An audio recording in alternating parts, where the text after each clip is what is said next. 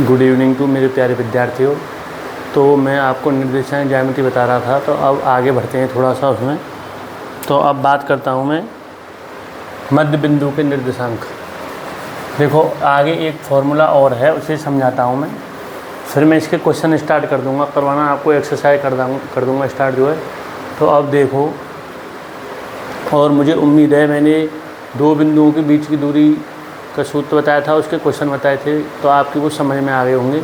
अब आगे बढ़ते हैं। अब होता है ये विभाजन सूत्र। कौन सा सूत्र आता है? विभाजन सूत्र।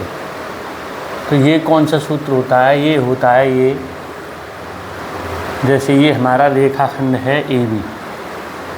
अब इस रेखाखंड को मान लीजिए कोई बिंदु C m/n, हम यहाँ पर m/n ले सकते हैं, k/1 ले सकते हैं और m1/m2 ले सकते हैं, कुछ भी ले सकते हैं यहाँ पे m/n, k/1, m1/m2। तो आप ये ना समझें कि सूत्र मतलब एक प्रकार से समझ लें। तो मान लो इस बिंदु के निर्देशांक हैं हमारे x1, y1, और इस बिंदु के निर्देशांक हैं x2, y2, और मान लीजिए इस बिंदु के निर्देशांक है x, y। तब हमारा यहाँ से सूत्र होता है x बराबर, अब इसका इसमें मल्टीप्लाई करेंगे m×x2 प्लस n×x1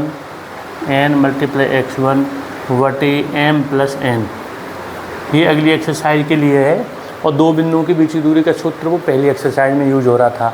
तो ये तो x का फॉर्मूला हो गया, x का निकालने का m×x2 प्लस n×x1 बटे m+n। अब हमें मान लो y निकालनी है, तो ये हो जाएगा m×y2 प्लस n×y1 वटे m+n।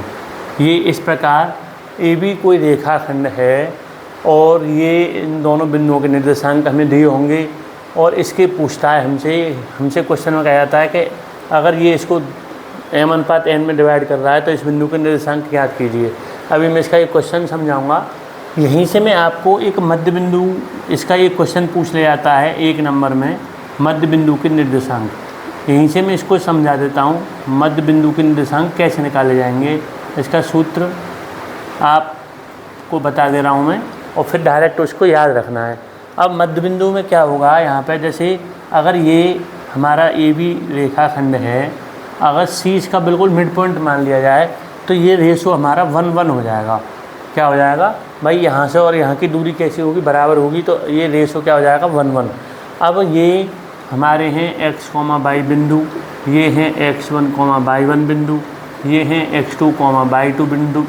तो अब हम इसमें x बराबर, अब हम m और n के स्थान पे हम एक तरह से यहाँ पे 1:1 रख सकते हैं, या फिर यहाँ से सॉल्व कर सकते हैं 1×x2 प्लस 1×x1 अपॉन में 1+1।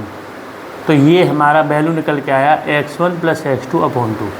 तो x का मान क्या निकल के आ रहा है यहाँ पे? x1 + x2 upon 2। अब इसी प्रकार y का निकाल लेंगे 1×y2 प्लस 1×y1 बटे 1+1। तो ये हो जाएगा y1 + y2 अपॉन 2।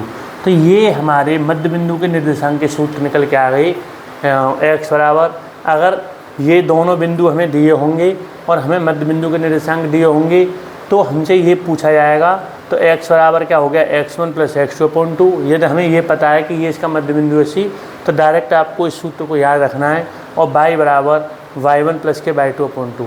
x बराबर ये होता है, y बराबर ये होता है। इनको हम क्या कहते हैं? मध्य बिंदु के निर्देशांक। तो इसका एक क्वेश्चन पूछ लिया जाता है पेपर में, और दो बिंदुओं के बीच की दूरी का भी एक क्वेश्चन पूछा जाता है पेपर में। ऑब्जेक्टिव में, मल्टीपल चॉइस में आ सकता है। इसका भी एक क्वेश्चन पेपर में आ जाएगा, पूछा जाएगा आपसे।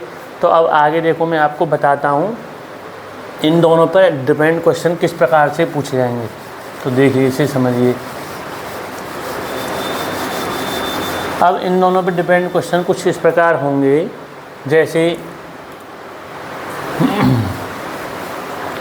अब जैसे हमें इस तरह से वैल्यू, वो दो, हमें एक रेखाखंड हो गया हमारा, ये इसके दो बिंदु हो गए A, B।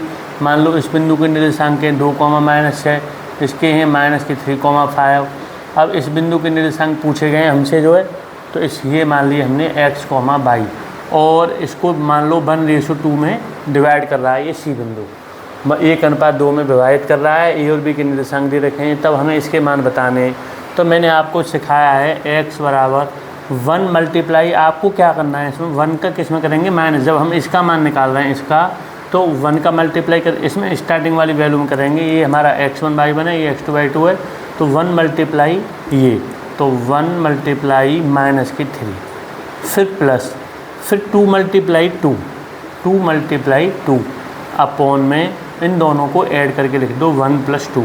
फिर समझिए दोबारा, हमें ये बिंदु निकालना है तो इस 1 का इसमें करना है और इस 2 का इस वाली वैल्यू में स्टार्टिंग वाली में, तो 1 मल्टीप्लाई -3, फिर 2 मल्टीप्लाई 2 इस 2 का इसमें कर दिया और अपॉन में इन दोनों को ऐड करके लिख देते हैं। ये तो हमारा हो गया x का मान।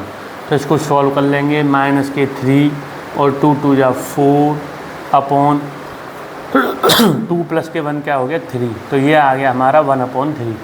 अब हम निकालेंगे y बराबर, तो ये हो जाएगा 1 मल्टीप्लाई 5। अब इस 1 का इसका मान निकालना है तो इसका इसमें मल्टीप्लाई 1 मल्टीप्लाई 5 प्लस 2 का इसमें -6 में 2 मल्टीप्लाई -6 अपॉन में 1 + 2, तो ये हो जाएगा 5 - 12/3, तो -7/3।